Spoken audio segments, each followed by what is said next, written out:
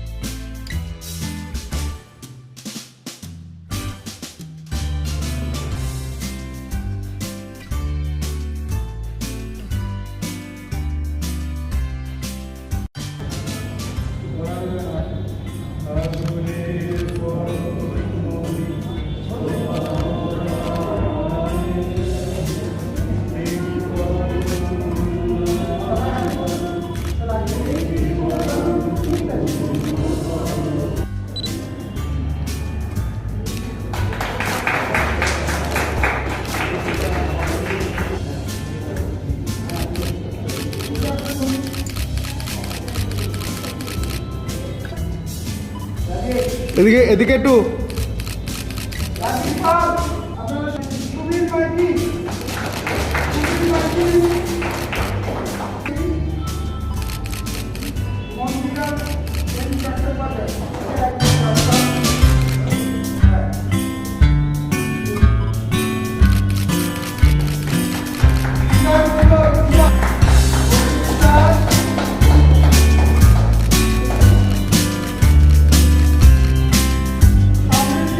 এদিকে এদিকে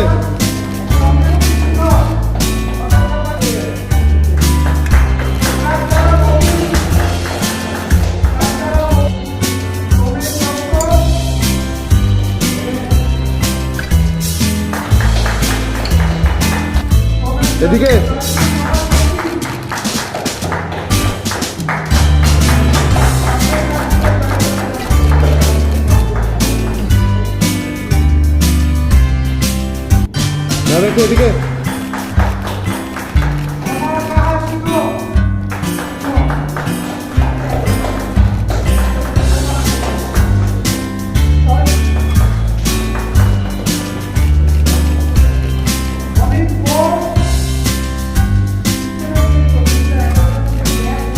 দাদা এদিকে একটু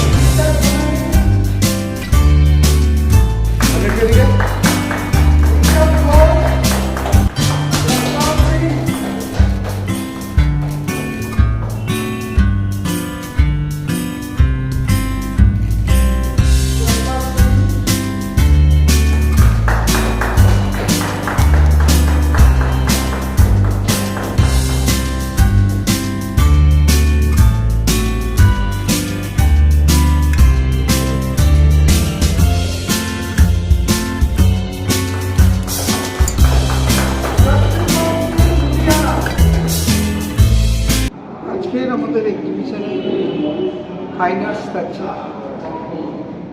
হ্যান্ডিক্রাফট থাকছে, হ্যান্ডক্রাফটস থাকছে, স্কাল্পচার থাকছে, বিভিন্ন ধরনের মোট ৩৫ জন শিল্পী আছে। Painter, sculpture and photographers. সব থেকে বড় কথা হচ্ছে আমাদের এই এক্সিবিশনে বিভিন্ন রাজ্য থেকে এসেছে। ব্যাঙ্গালোর প্রিন্টার আছে, সুজাতা চক্রবর্তী, লুধিয়ানার প্রিন্টার আছে, জসপ্রীত সিং, তারপরে দিল্লির আর্টিস্ট আছে শুভ্র কর্মকার, আসানসোল এবং পশ্চিমবঙ্গের সবগুলো জেলাতেই কম বেশি শিল্পীরা এই এক্সিবিশন, কলকাতায় তো আছেই। এবং এখানে অনেক কাজ, খুব ভালো ভালো কাজ আছে। আমরা চেষ্টা করেছি যতটা পেরেছি, যে কাজ যেখানে স্পেস চায় সেই কাজ সেখানে দেওয়ার চেষ্টা করেছি। 212তম এক্সিবিশন বড়দিনের প্রাককালে এটা খুবই তাৎপর্যপূর্ণ, Birla academy of art and cultures. এবং এই এক্সিবিশনের যারা ইনাগুরেশন করছে, সমীর কুণ্ডু সিনিয়র আর্টিস্ট, শিলা দত্ত প্রডিউসার এবং জুরি অফ সেন্সার বোর্ড আছেন, মনীষা চক্রবর্তী বায়োকেমিক্যালস অ্যান্ড ইঞ্জিনিয়ারিং অধ্যাপক, যাদবপুর ইউনিভার্সিটি। সব থেকে বিভিন্ন স্টেট থেকে আমাদের এই এক্সিবিশনে অনেকেই এসেছে আর কি। এখানে মোট আপনার 120খানা পেন্টিং আছে, ফটোগ্রাফি আছে 15খানা ফটোগ্রাফি আছে, আর স্কাল্পচার হ্যান্ডক্রাফট আছে, স্কাল্পচার আছে দুটো। তো ওভারঅল এক্সিবিশন আমরা যত দিন চেষ্টা করছি আস্তে আস্তে ভালো থেকে ভালো দিকে যাওয়ার। তার কারণ যে কোনো শিল্পকলা আত্মসন্তুষ্টির কোনো জায়গা নেই আর কি। তো আমরা সেই ভালোর আত্মসন্তুষ্টি নিয়ে আগামী দিনে আরও ভালো করার পরিকল্পনা করছি এবং রাজ্য দেশের বহু শিল্পী আশীর্বাদ এবং ভালোবাসা সবই নিয়েই আমরা কাজ করছি প্রথম থেকেই। আমাদের মূল মোটো হচ্ছে আপকামিং এবং প্রফেশনাল পেন্টার দুজন রেখে একই সাথে হাতে হাত মিলিয়ে তাদের ছবি পাশাপাশি দিয়ে আমরা কাজ করার পরিকল্পনায় বেঙ্গল আর্ট ফ্যাক্টরি করছি। এবং আমরা যতটা পারছি আর্টিস্টদের অর্গানাইজ করতে, যাতে তারা তাদের চিন্তা ভাবনাগুলো বিভিন্ন জনমানুষের এবং বিভিন্ন আপকামিং প্রিন্টারদের মধ্যে ছড়িয়ে দেওয়া যায়, যাতে তারা আগামী দিনে একটা থেকে একটা এগিয়ে যায় আর কি। এই যে পশ্চিমবাংলার বিভিন্ন রাজ্যে মানে আস্তে আস্তে বেঙ্গলি ফ্যাক্টরি পা রাখছে, সেখান থেকে শিল্পীরা আজকে তোমার সাথে যোগাযোগ করছে, মানে আগামী দিনে কি পর্যায়ে গিয়ে দাঁড়াতে পারে? দেখুন, কাজ যেটা আমাদের কাজটা আমরা করে যাই আর কি, তো তার ফলাফল কি হবে সেটা কিছুটাই নির্ভর করে শিল্পীদের উপর আর কি। তবে এটুকু বলতে পারি 2011 সাল থেকে আমরা 212খানা এক্সিবিশন যে করেছি, আমরা কোনো শর্টকাট ভাবে উঠিনি। আমরা আস্তে আস্তে স্টেপিং করতে করতে 212 এসেছি এবং সমস্ত কৃতিত্বটাই শিল্পীদের কৃতিত্ব। এবং প্রচুর গুণী মানুষ আমাদেরকে ভালোবাসে, আমাদের এক্সিবিশনকে দেখে। সে সোশ্যাল মিডিয়ায় হতে পারে, ফিজিক্যাল গ্যালারিতে হতে পারে। বর্তমানে সোশ্যাল মিডিয়াতে বহু বাইরের পেইন্টাররা আমাদের সাথে যোগাযোগ রাখে। তার কারণ আমাদের যে পোর্টফোলিও, এই এক্সিবিশন যে আমরা 212, এটা একটা দীর্ঘ যাত্রার ফলে এটা হয়েছে। তার সঙ্গে আছে পরিশ্রম এবং অভিজ্ঞতা। এবং আমরা চাই সব রিনাউন্ড গ্যালারিতে আমরা বেছে এক্সিবিশন করি, যাতে তাদের শিল্পীদের পোর্টফোলিওটা অনেক বেশি ভালো হয়, অনেক বেশি সুন্দর হয়। এইভাবে আমরা চলছি। একটা তো মাইলস্টোন 212তম, সামনে নতুন বছর, বেঙ্গল আর্ট ফ্যাক্টরির টার্গেট কি থাকছে? সামনে নতুন বছর আমাদের বেঙ্গল আর্ট ফ্যাক্টরির টার্গেট, আমাদের 213তম এক্সিবিশন অনুষ্ঠিত হবে external affairs government of India যার ধরে রয়েছে ICCR কলকাতা। এটা 27শে জানুয়ারি শুরু হচ্ছে আর 30শে জানুয়ারি শেষ হচ্ছে। তো আমরা প্রথম বছর ICCR দিয়ে যাত্রা শুরু করব এবং তারপরেই আমাদের ফেব্রুয়ারির 10 এবং 11-তে আসামে আমাদের বেঙ্গল আর্ট ফ্যাক্টরি ওয়ার্কশপ আছে। সেখানে আমরা চাইব যতটা সম্ভব কলকাতার শিল্পীদেরকে নিয়ে আসামদের কালচার আমাদের কালচারের সঙ্গে অনেক ক্ষেত্রেই মিল আছে, কারণ সেখানে প্রচুর বাঙালির বসবাস। তো আমরা চাইছি আসামে আমাদের বাংলার কালচারটা যে কলকাতা যে cultural city, heritage city, cultural hub, সেটাকে আমরা একটা জায়গায় দিয়ে দিতে চাইছি। নতুন বছরে শিল্পীদের উদ্দেশ্যে কি বার্তা থাকবে? নতুন বছরে শিল্পীদের উদ্দেশ্যে একটাই বার্তা হচ্ছে, শিল্পীদের তো একই কথা, কাজটাকে করতে হবে, কাজের বিকল্প কিছু নেই। আর আর্টের লাইফের জার্নিটা সহজ নয়, অনেক কঠিন।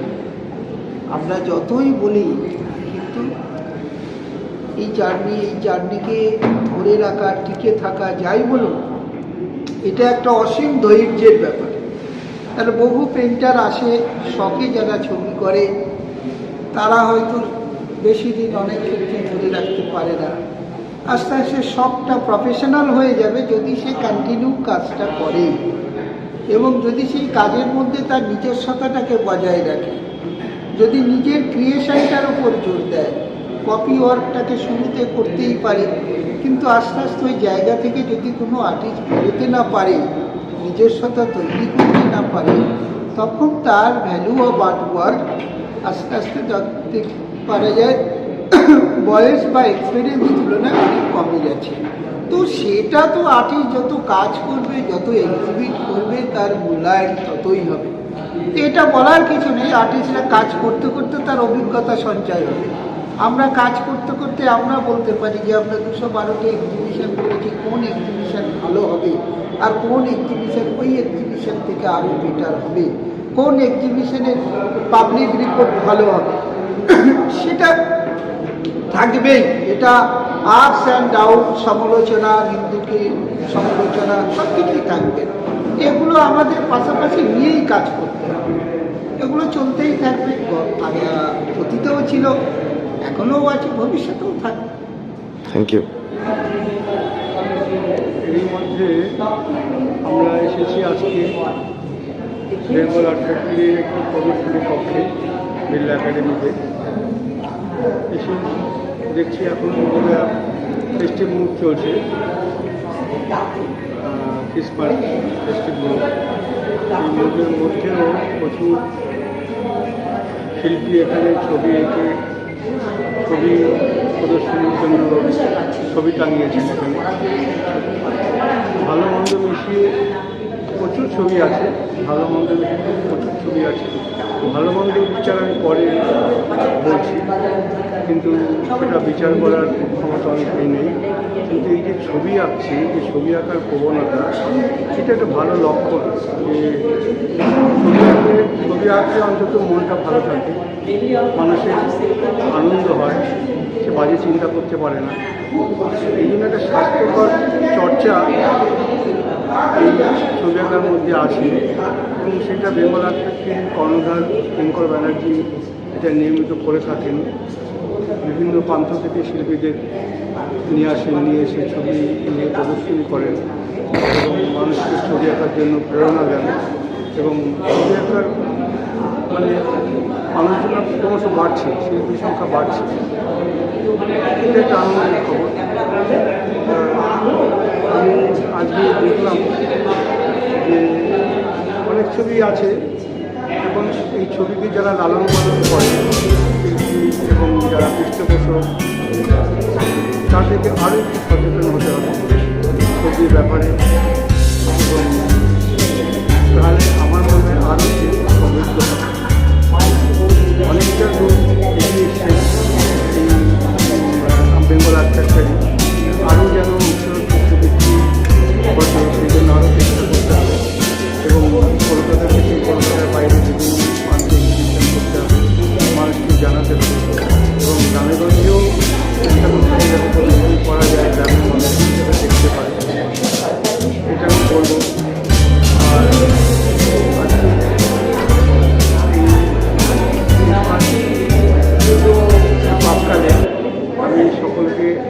শুভেচ্ছা সাধুবাদ জানাই।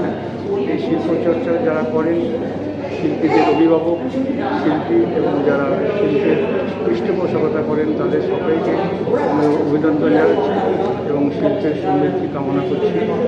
এগুলি আমার থ্যাংক ইউ স্যার। এটা হচ্ছে আমার যেটা মনে হয় প্রোজ একটা কাইন্ড অফ এক্সপ্রেশন, অবশ্যই বিভিন্নভাবে লেখা যেটা করছে রিডার্সরা, তারপরে আসতে পারে পোয়েমস, সেটাও একটা kind of expression. Music another final kind of expression. আর যেটা এইগুলো দেখে আমার মনে হচ্ছে সাইলেন্স, মানে ছবিগুলো, it is a kind of finest expression amongst all, যেটা এই উইন্টার কার্নিভালে অনেক কথা বলতে চাইছে। এবং সেই ছবিগুলোই আমাদের সবাইকে ডেকে এনেছে যে ওরা কি বলতে চায় সেটা শোনার জন্য। তো প্রতিটা ছবি কিছু না কিছু কথা বলছে, সেটা শুনতে আগ্রহী। আর অর্গানাইজার্সদেরকে আমার অনেক কংগ্রাচুলেশনস যে তারা এরকম একটা সুন্দর সন্ধে আমাদেরকে এই উইন্টারে দিল আর কি। ম্যাম, একজন পেন্টার হিসাবে হ্যাঁ, মানে কোনো একটা সংস্থা থেকে প্রতিবাদের ভাষাও কি পেন্টিং হতে পারে? একজন পেইন্টার হিসাবে প্রতিবাদের ভাষাও কি পেন্টিং হতে পারে? মানে কোনো পরিবর্তনের অবশ্যই হতে পারে। দেখুন, প্রতিবাদের কোনো ভাষা আলাদাভাবে হতে পারে না, প্রতিবাদটাই একটা ভাষা। এবং সেটাকে যে যেভাবে প্রকাশ করতে পারে, যার যে প্রকাশটা সহজাতভাবে আসে, সেটাই আমার মনে হয় মানে finest way of expressing that without giving any heart to others, আমার যেটা মনে হয়। বর্তমান সমাজে দাঁড়িয়ে বর্তমান বুঝতে পরিস্থিতি পারছি না কি পরিবর্তন বলতে আমি রাজনীতি না, রাজনীতির কথা বলছি না, বলবো না, মানুষের মানসিকতা, শিল্পের হ্যাঁ মানসিকতার পরিবর্তনটা ভীষণ জরুরি। এটা আমার মনে হয় মানে আজ থেকে অনেক বছর আগের কথা বলছি, যখন মানে আমি আমার বয়সে ছোটবেলার কথা বলছি, মানে হেসে কথা বলা, বড়দেরকে দেখে, যেটা এখন বাচ্চারা এত সহজে সব কিছু পাচ্ছে, মানে mobile is giving everything, mobile phone, এবং স্বাভাবিকভাবেই তারা ওইটাতেই মুখ বুঝে আছে। এটা ভুল বা এটা নয়, কিন্তু এটা হচ্ছে এখনের কারেন্ট অবস্থা। আর আমার যেটা মনে হয় পরিবর্তনটা একটু হবে টাইমের, টেকনোলজি আসবে, টেকনোলজি কোম্পানি ইউজে করছে কিনা, এটা তো আসবেই একটা পরিবর্তন। কিন্তু আপনার প্রশ্নটা হচ্ছে এটা হওয়া উচিত কিনা, মানে একটা হওয়া উচিত। আগে যেটা ছিল মানুষের সঙ্গে মানুষের ইন্টারাকশন, এখন মানুষের সঙ্গে মানুষের ইন্টারাকশন থেকে আমরা বেশিরভাগ সময় টেলিফোনতে এইটা, এই যে ক্যামেরা দিয়ে সবাই অনেকে নিয়েছে, এটা সহজ সময় দেখা হচ্ছে, কথা হচ্ছে, এটা একটা সুন্দর কথা। এটা তো অনলাইনেও করতে পারতাম, আপনার দেখতে হয় অনলাইন থেকে এটা সমান আপনি দেখতে পারেন। এই যে মিডিয়াম, এটা ভালো খারাপ সবকটাকে সামঞ্জস্য বজায় রেখে আমার মনে হয় কোনোটাকেই ভুলে যাওয়া উচিত। মানে অনলাইনেও দরকার, এটাও দরকার। পরিবর্তন মানে একসাথে ভুলে যাওয়া নয়, এটা আমার মনে হয়। ম্যাম, সামনে বড়দিন, তারপরে নতুন বছর, সমাজকে কি বার্তা থাকবে? বার্তা বলতে আমি এটাই বলবো যে আমাদের বাড়িতে যারা বড়রা আছেন, মা বাবা, দেখুন আমি আমার কথাই বলতে পারি, মা বাবার প্রতি যে যত্ন, বা বাড়িতে যারা বড়রা আছেন তাদের প্রতি যত্ন, জিনিস আমরা যাই করি না কেন, আজকে আমরা যাই সবই কিন্তু তাদের জন্য। তাদেরকে সর্বক্ষণ মনের ভেতরে কাজে কর্মে এটা মনে রাখতে হবে, এবং এইটাই বোধ হয় সুস্থ সমাজ গঠন করবে। এবং এই যে এখন ভীষণ আমরা একটা ছুটছি না, সবাই খুব বিজি, এবং এই বিজি শিডিউলে সত্যি কথা বলতে গেলে বিজি শিডিউলে নিজেদের খাওয়া দাওয়ারই টাইম থাকে না অনেক সময়, কিন্তু তবুও মানে আমার যেটা মনে হয় পেরেন্টসদের প্রতি যে লাভ অ্যান্ড কেয়ার, এটা ভীষণ তারা এক্সপেক্ট করে, তার মুখে কিছু বলবে না, ওটাই বোধ হয় একমাত্র যেটা মাধ্যম আমাদের সব এই যে পরিবেশের মধ্যে যতটুকু টুকটাক যা পারটারবেশন যা দেখা যাচ্ছে। আগে ছোটো বাচ্চারা একটুতেই পুজোতে একটা জামা কিনে দিলেই মা বাবারা কত আনন্দ হতো, এখন এত অঢেল, তাও আনন্দ। এই আনন্দটা যদি পেতে হয় ওই রুটটাকে ধরতে হবে, এবং ওই রুটে যদি সার জল পড়ে, ওই রুট থেকেই তো আমরা উঠে আসছি, রুটে যদি সার জল পড়ে তাহলেই কিন্তু গাছটা সুন্দর হবে, এবং সেই গাছে অনেক ফল হবে, সে অনেক বড় ছায়া দিতে পারে মানুষকে। কাজে আমার মনে হয় এই প্রত্যেকটা বাড়িতে যদি আমরা এই জিনিসটা খেয়াল করি, এবং এই পেন্টিংসগুলোর মধ্যেও সেই পেন্টার যারা, তারাও যে এত কথা বলতে পারছে পেন্টিংসের মাধ্যমে, ফটোগ্রাফির মাধ্যমে, এগুলো তো কারোর একটা রূপ থেকে শিক্ষা না। কাজে আমার মনে হয় এটা আরও বাড়া দরকার, আরও বেশি আমাদের মধ্যে আসা দরকার আর কি। আমি আসলে আজ আমি যা সবই আমার বাবা মার জন্য। কাজে all credit goes to my mom and dad. Thank you. Thank you. দেখুন, সামনে বড়দিন প্রত্যেকবারই আসে, কিন্তু এই ধরনের আর্ট এক্সিবিশন বা এই ধরনের যে প্রতিযোগিতা, এগুলো কিন্তু আমাদের ভীষণ রসদ যোগায়। মনে রাখবেন, সারা বছরের যে রসদটা আর কি, ভিটামিন, ক্যালসিয়াম যাই বলুন, আমরা এই ধরনের ছবিগুলো দেখে বা এই ধরনের বিভিন্ন ক্রিয়েটিভ কাজগুলো দেখে আমরা সেটা আমাদের শরীরের মধ্যে, মনের মধ্যে একটা মানে উজ্জীবিত হই আমরা, এবং তখন আমরা পরবর্তী কাজের জন্য সেটা একটা রসদ হিসেবে মানে ব্যবহার হয়। তো সুতরাং এই ধরনের এক্সিবিশন 25শে বৈশাখের আগেই হোক বা দুর্গাপুজোর আগেই হোক বা সরস্বতী পুজোর আগেই হোক, আমাদের কাছে একটা ভিটামিনের মতো কাজ করে। এটা ভীষণভাবে সমাজের দরকার, আমাদের পরবর্তী প্রজন্মের দরকার। তারা দেখুক, কেননা এ ধরনের আর্টের মধ্যে নানা রকম শেড আছে। ঠিক আছে, আর প্রশ্ন করবেন নাকি আমি বলবো? না, বলুন, আপনি কি বলছেন? কমপ্লিট করুন না। বলছি যে এই আর্ট পেন্টিংয়ের মধ্যে অনেক শেড আছে, নানান ভাষায় তারা কথা বলে, এবং আমি একজন ফিল্ম ডিরেক্টর বা একজন জুরি বোর্ড মেম্বার বা সেন্সর বোর্ড মেম্বার হিসেবে একাধিক এই ডকুমেন্টারি ফিল্ম দেখেছি এই আর্ট এক্সিবিশনের ওপরে। বিখ্যাত এক ব্যক্তি, মানে ইন্টারন্যাশনাল ফেমাস বলা যেতে পারে আমাদের কলকাতা, তারই একটি ডকুমেন্টারি এই আর্টিস্টের উপর, এবং তিনিও খুব বিখ্যাত। ছবি দেখতে গিয়ে আমি ভীষণভাবে মনোযোগ দিয়ে, তবে কখনো কখনো পেইন্টিংয়ের ভাষা হয়ে যায় দুর্বোধ্য, চর্যাপদী ভাষার মধ্যে, কখনো কখনো বুঝতে আমাদের অসুবিধা হয়, কিন্তু ছবি আমার পরক্ষণেই সেটা আমাদের বুঝিয়ে দেয়। আর এই যে বিভিন্ন শেডগুলো, মানে আমি এই পেইন্টিংয়ের মধ্যে কারো পেইন্টিংয়ে ধর্ম পাবো, কারো পেইন্টিংয়ে আমি পরিবেশ পাবো, বন পাবো, পশু পাখি পাবো, নানান রকম সমাজের বিভিন্ন শেড নিয়ে আমাদের এই পেইন্টিংগুলো হয়। আর এদের এক একটা ভাষা, কখনো আবার পেইন্টিং বলে ওঠে নজরুলের সাথে সুর মিলিয়ে রেল পেতে এসেছিলাম, রেল দিতে এসেছিলাম, কখনো বা রবীন্দ্রনাথের মতো একই কণ্ঠে বলে ওঠে তুমি কি তাদের ভালোবেসেছো, তুমি কি করছো। নানানভাবে বিভিন্ন রকমভাবে আবার কখনো প্রতিবাদ, আবার কখনো রাজনীতির রং দেখি আমরা সেখানে, রাজনৈতিক প্রতিবাদ, বৈষম্যমূলক আচরণের প্রতিবাদ। পেইন্টিংয়ের নানা রকম শেডগুলো আমাদেরকে, আমাদের পরবর্তী প্রজন্মকে বুঝিয়ে দেয় যে সমাজের সাথে এই শিল্পের একটি অঙ্গাঙ্গী সম্পর্ক রয়েছে, এছাড়া একটি অসম্পূর্ণ, অসমাপ্ত। সমাজকে কি বার্তা থাকবে? সমাজের বার্তা থাকবে এই কারণে যে এগুলো দেখে আমরা অনেকে, শিল্পী তার আপন খেয়ালে শিল্প সৃষ্টি করে, এবং এই শিল্পের মাধ্যমে সমাজকে একটা বার্তা দেয় যে দেখো, তোমরা শেখো, কিছু বলো, সেটা প্রেমই হোক, ক্ষোভই হোক, বা আমাদের যে রসগুলো আছে, আমাদের আবেগের যে রস, সেগুলোই হোক, বা কখনো বৈষম্যমূলক আচরণ, কখনো বা সাম্রাজ্যবাদী প্রতিবাদের ভাষাও হোক। বিভিন্ন রকমভাবে পেইন্টিং বুঝিয়ে দেয় তোমাদের কি করতে হবে। এটা কিন্তু একটা শিল্পী তার পেইন্টিংয়ের মাধ্যমে সে বার্তাটা সমাজকে ছড়িয়ে দেয়। Thank you ma'am. কাজ করার অভিজ্ঞতাটি কেমন?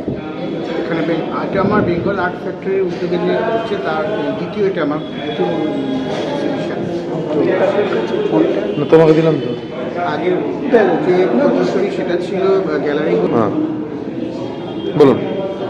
তো এর আগে গ্যালারি গোল্ডে হয়েছিল গত মাসে, নভেম্বর মাসে, সেখানে আমার পেন্সিল স্কেচ ছিল। আর এটা আমার দ্বিতীয় প্রদর্শনী, এখানে আমি একটি ছবি দিয়েছি, এবং এই ছবিটিতে আমাকে সম্মান দেওয়া হয়েছে।